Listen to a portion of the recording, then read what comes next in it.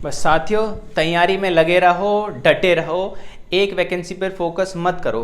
मैं एक वैकेंसी पे फोकस करने के लिए कब कहता हूँ?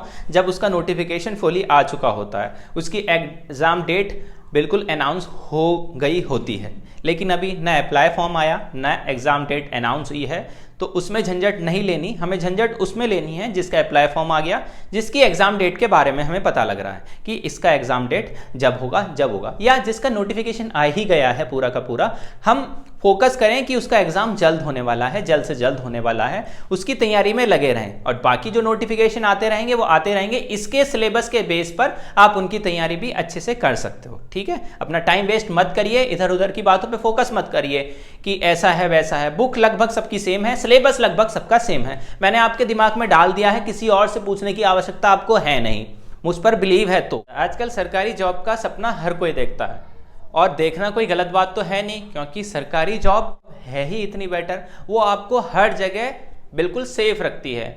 अगर आप कई दिन की छुट्टी मार लेते हो, जब भी आपको सैलरी प्राप्त होती है, समय समय पर आपको सैलरी की बढ़ोतरी देखने को मिलती है। हेल्थ फैसिलिटी हो, इंश्योरेंस हो, हर एक चीज़ आपको सबसे पहले दी जाती है, चाहे आप किसी भी चीज़ का लोन ही क्यों ना ले रहे हो। साथियों, मैं आज आपको वो बताना चाहता हूँ कि हम एक जॉब की तैयारी करते करते 2-3 जॉब का प्रिपरेशन कैसे करें। एक जॉब की तैयारी करते करते हम 2-3 जॉब की तैयारी कैसे करें। साथियों, कई दिन से आप देख रहे होंगे कि यूपी पुलिस हो या बाकी अदर जॉब हो, हम उनकी खबरें लगातार सुनते रहते हैं कि अब आएगी, अब आएगी, अब आएगी, उसकी ही तैयारी करते रहते हैं, जिसके कारण हम बाकी जो अन्य निकलती रहती है नोटिफिकेशन वैकेंसी का, उनका फॉर्म भरते नहीं है और फिर बाद में हम पछताते हैं, यार काश मैं इसका ही भर लेता तो शायद आज इसमें सिलेक्शन हो जाता। ऐसा सोचते हो कि नहीं सोचते हो?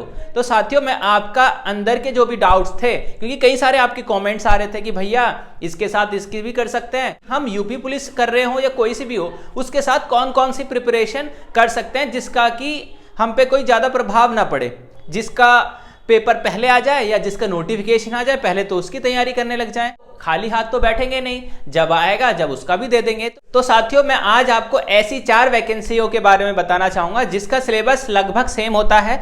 आप उनकी तैयारी एक से ही लगभग कर सकते हैं, क्योंकि कई सारी जो वैकेंसी होती हैं उनका सिलेबस लगभग एक सा ही होता है, बस नंबर का अरेंजमेंट अलग होता है कि 25 नंबर का ये आ गया, 50 का वो आ गया, ये आ गया। सबसे पहले मैं आपको बताना चाहूंगा, देखिए यूपी पुलिस की तैयारी करने वाले स्टूडेंट बहुत सारे हैं। यूपी पुलिस का पैटर्न 300 नंबर का होता है, जिसमें कि हर एक सेक्शन 75, 75 और 75 और 75, ये टोटल मिला के 300 नंबर का होता है। इसमें क्या आती है? यहाँ हो गया हिंदी, यहाँ हो गया मैथ, यहाँ हो गया रीजनिंग और यहाँ हो गया जीएस। अब इसमें 37-38 क्वेश्चन होते हैं, तो मैंने 2 सेक्शनों को एक साथ कर लिया और 2 सेक्शनों को एक साथ कर लिया। टोटल पेपर 300 नंबर का हो गया। 75, 75, 75, 75, 2 सेक्शन 150 नंबर के, 2 सेक्शन 150 नंबर के। अब बात करते हैं एसएससी जीडी की। एसएससी जीडी की वैकेंसी भी आने वाली है, तो एसएससी जीडी की हम बात करते हैं। एसएससी जीडी में क्या आती है? हिंदी, मैथ, रीजनिंग और जीएस। तो एसएससी जीडी का हमारा क्या रहता है? एसएससी जीडी का हमारा क्या रहता है पैटर्न? 25, 25, 25 और 25। यही सिलेबस एसएससी जीडी का रहता है। Same to same UP police का सिलेबस और एसएससी जीडी का सिलेबस लगभग सेम होता है। तो आप यूपी पुलिस की तैयारी करते करते एसएससी जीडी की भी आपकी तैयारी ऑटोमेटिकली हो जाएगी। अगर आपका यूपी पुलिस के अलावा एसएससी जीडी का फॉर्म आता है तो आप उसको अप्लाई कर दीजिए, पेपर देने में आसानी होगी। क्या पता एसएससी जीडी में सिलेक्शन हो जाए, अगर यूपी पुलिस में ना हो तो बाद में अपने सपनों को पूरे करते रहना। बात करते हैं दिल्ली पुलिस हेड कांस्टेबल की। हेड कांस्टेबल में भैया क्या है? हेड कांस्टेबल में भैया देखो, इंग्लिश आती है, इंग्लिश आती है 20 नंबर की, रीजनिंग आती है 25 नंबर की, मैथ आती है 20 नंबर की, जीएस आती है 25 नंबर की और 10 नंबर का आता है कंप्यूटर। तो टोटल कितना हो गया ये? 100। देखिए ये पूरा का पूरा, अगर इंग्लिश हटा दिया जाए, दिल्ली पुलिस से अगर इंग्लिश हटा दी जाए तो पूरा पैटर्न लगभग इसके सेम है। कंप्यूटर हमारा जो यूपी पुलिस हो, एसएससी जीडी हो, वो जीएस के तौर पर आ जाता है। ये भी इस सेक्शन में मिल जाएगा, ये नहीं कि कंप्यूटर का वहां पे अलग दिया जाएगा। शायद वहां पर 4 सेक्शन बांट दिए जाएंगे और इसमें ही बांट दिया जाएगा। तो जीएस में कवर हो जाता है हमारा कंप्यूटर। तो लगभग दिल्ली पुलिस हेड कांस्टेबल का हो या दिल्ली पुलिस कांस्टेबल का हो। अब दिल्ली पुलिस कांस्टेबल का बता देता हूं एक बार। दिल्ली पुलिस कांस्टेबल का क्या रहता है भाई? दिल्ली पुलिस कांस्टेबल का देखो 50 नंबर की जीएस होती है, ठीक है। 15 नंबर की आपकी 15 नंबर की आपकी मैथ होती है, 25 नंबर की आपकी रीजनिंग होती है और 10 नंबर का आपका कंप्यूटर होता है।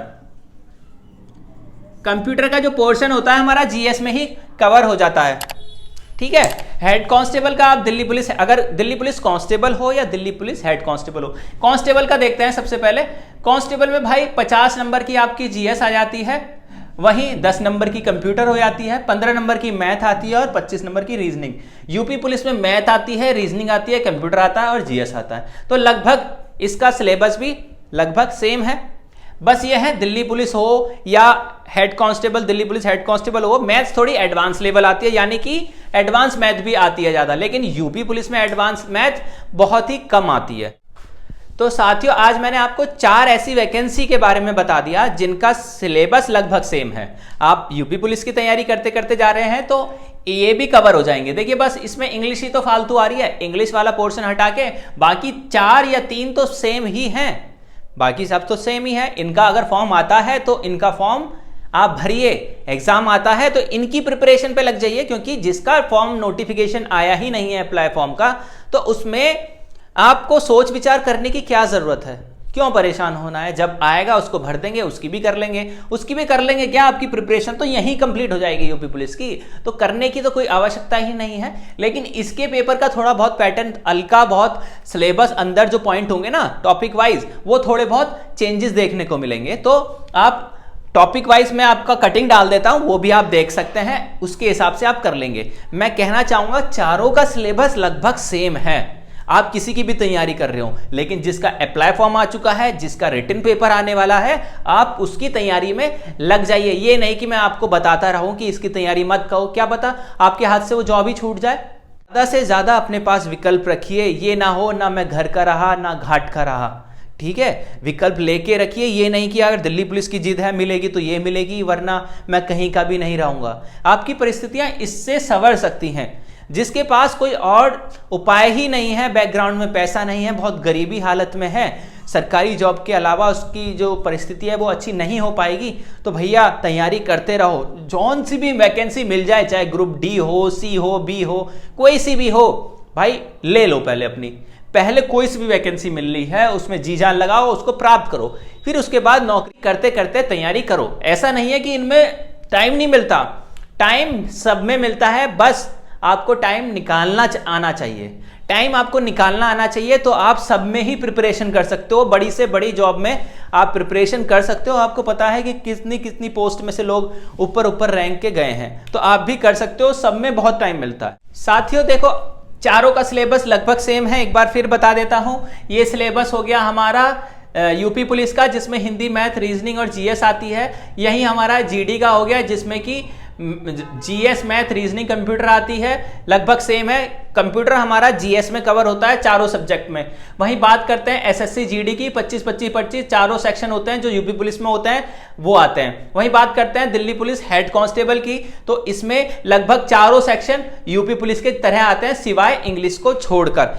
हेड कांस्टेबल में इंग्लिश आती है, ये आप याद रख लेना बिल्कुल, ठीक है। लेकिन कांस्टेबल में इंग्लिश नहीं आती है दिल्ली पुलिस के में। एक आपका और डाउट क्लियर करना चाहता हूं। आप बोलते हैं भैया दिल्ली पुलिस के लिए कौन सी बुक लें, यूपी पुलिस के लिए कौन सी लें, एसएससी जीडी के लिए कौन सी। मैं 4 ऐसी आपको बेस्ट बुक बताऊंगा, 4 से 5 बुक ऐसी बेस्ट बताऊंगा, क्योंकि एक इंग्लिश है, जिसमें कि आपका सिलेक्शन 100% हो जाएगा अगर आपने उनको कंप्लीट कर ली।